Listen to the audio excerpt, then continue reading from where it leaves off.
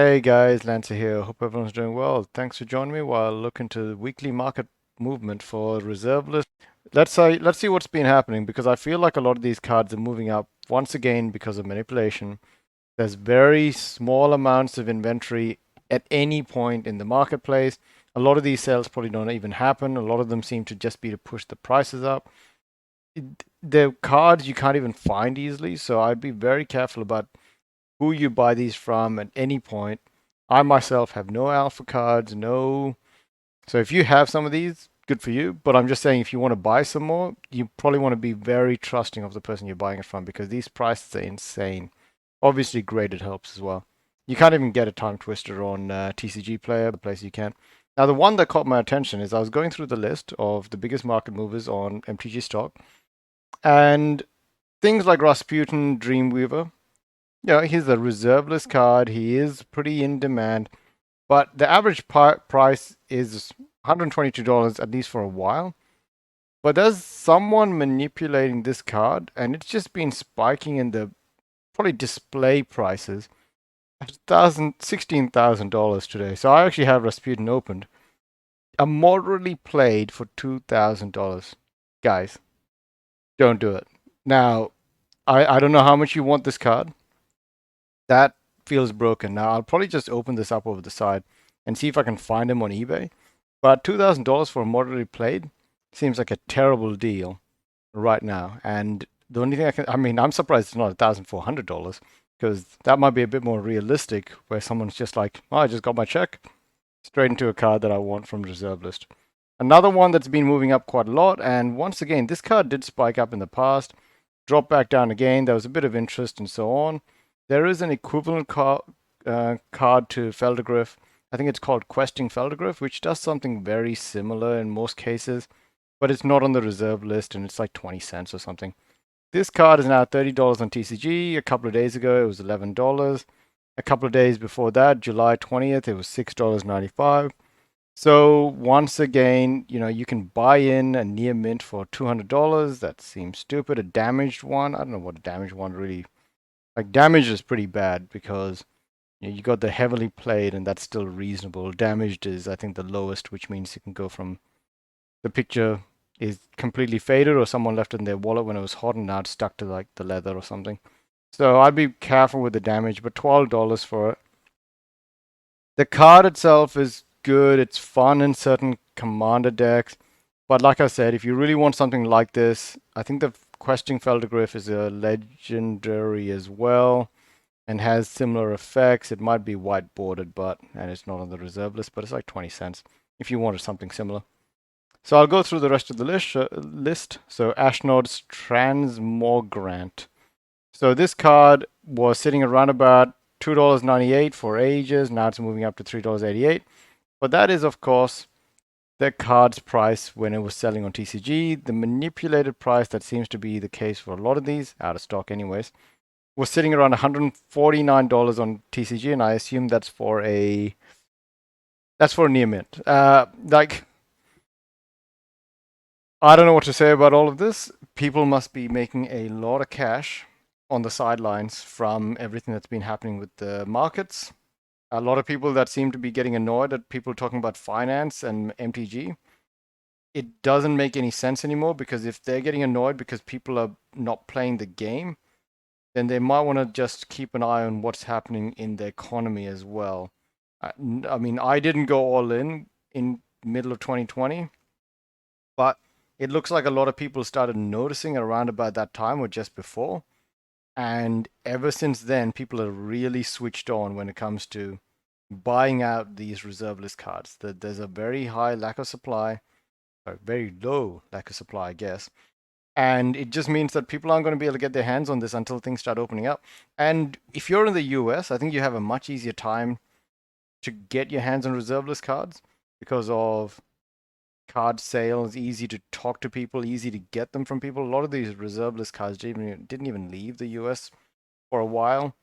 So maybe that's probably the best way instead of doing anything online. If you have friends and stuff, to just buy it within that or trade up. It's going to be hard to do it any other way because you're not making a profit. You're holding probably something that's going to be consistently at the value it is unless something really changes. Because I know that financially, the $1,400 check for the $1.9 trillion that the US is getting got sent out and probably is being sent out over the next couple of days. After that, there is talks about a, what is it?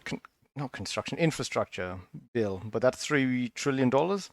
And there's a lot of argument that that might not actually go through, or that won't go through at 3 trillion. If it goes through at 3 trillion, that's another huge amount of liquidity that you might want to buy into the reserve list. But like, what's there to buy in now?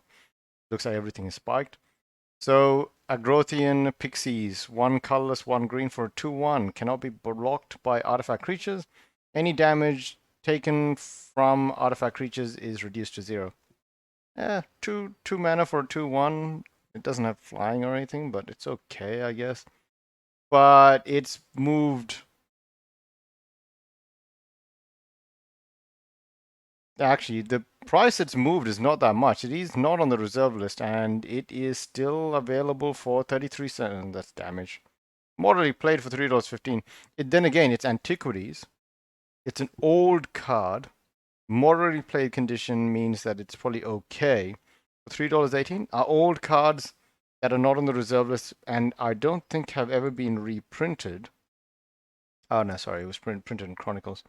I guess if that's the case, then cards like this aren't going to be worth much because this card's been pretty stable and total flatlining. It's starting to move up a bit now, but that's in cents. 1 cent on TCG. That feels broken as well.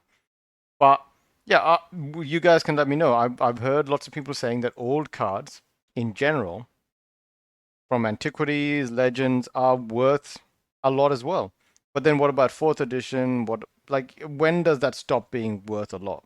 At what point do you say, okay, old cards that can be reprinted that are not on the reserve list are not worth as much or anywhere close to reserve list cards? There has to be a point where you can say that. Now, I don't know what's happening with Subjugator Angel. It's 36 cents on TCG. Maybe the foil copies are moving up, but that's a weird one. El Hajjaj. Hajjaj. One colorless, 2 black. He's got lifelink of some kind, but this card is not on the reserve list. But I feel like the art means that a version like this probably will not be printed in the same, like it won't look like this card. It's just not a good card. It's just a 1/1 for 3 mana, which it gains you 1 life. But then again, you can pump him up, I guess. The legend, he is it. Oh, cool. But yeah, he's not on the reserve list. He's got a printing in 4th edition and revised, but that's the only one with black border. TCG is saying $50. Yeah, that's tricky. I mean, this card is already heavily spiking. Anyway, I'm getting distracted. Rook Egg. This card is all over the place, but $49 on TCG. It is not on the reserve list. I do find it interesting that no longer am I reading stuff that used to be only on the reserve list. Half of these cards that are now coming through MTG stocks, at least for today's movers, are not on the reserve list. They're just moving because they're old cards. This one is on the reserve list, Season of the Witch. This card has been moving pretty consistently up, and it's actually not a bad card in a mono black deck or something. I think there's a reason to play it in some commander decks, unlike a lot of other reserve list cards like this one.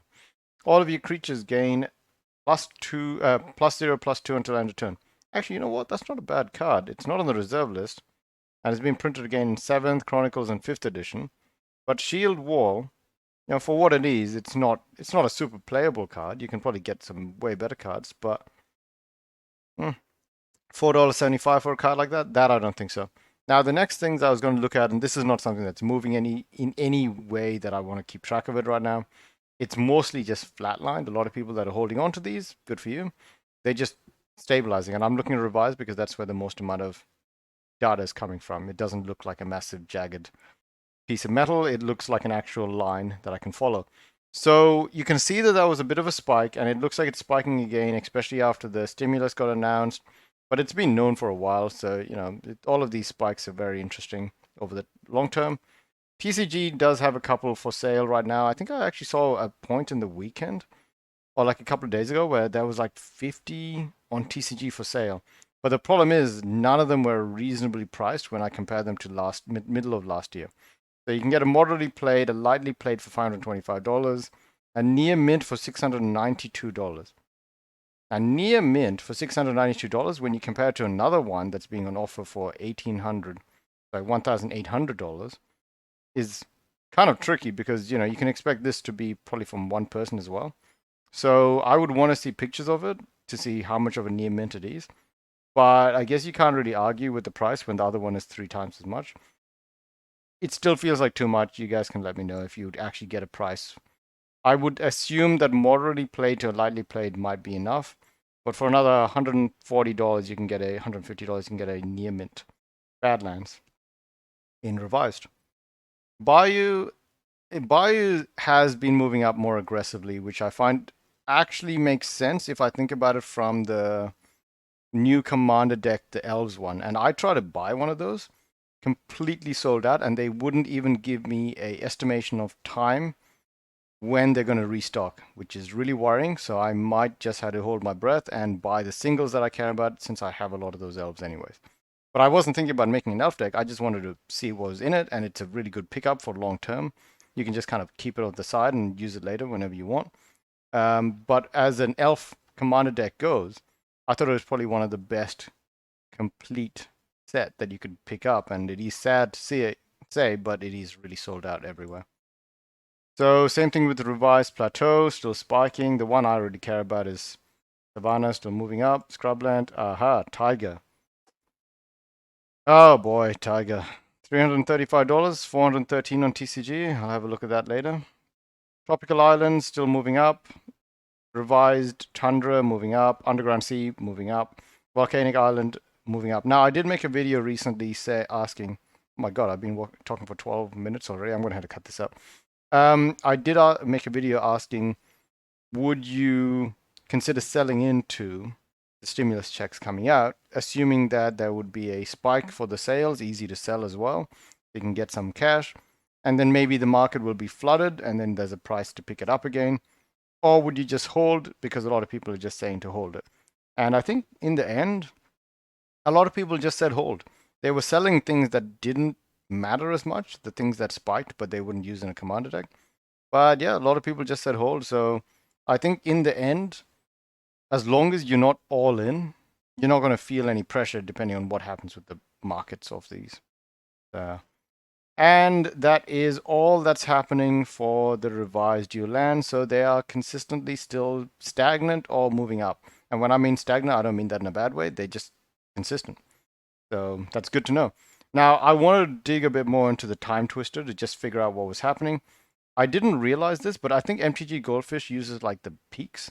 And it uses the average. Like I think MTG Stocks is a bit better for that. But there are some weird market manipulation. Like there was a point in October 20th where you just, like, I don't know what's going on here, but Time Twister, the beta edition, just went from $5,600 to 50,000 and then started dropping pretty fast and now sitting at 15,000.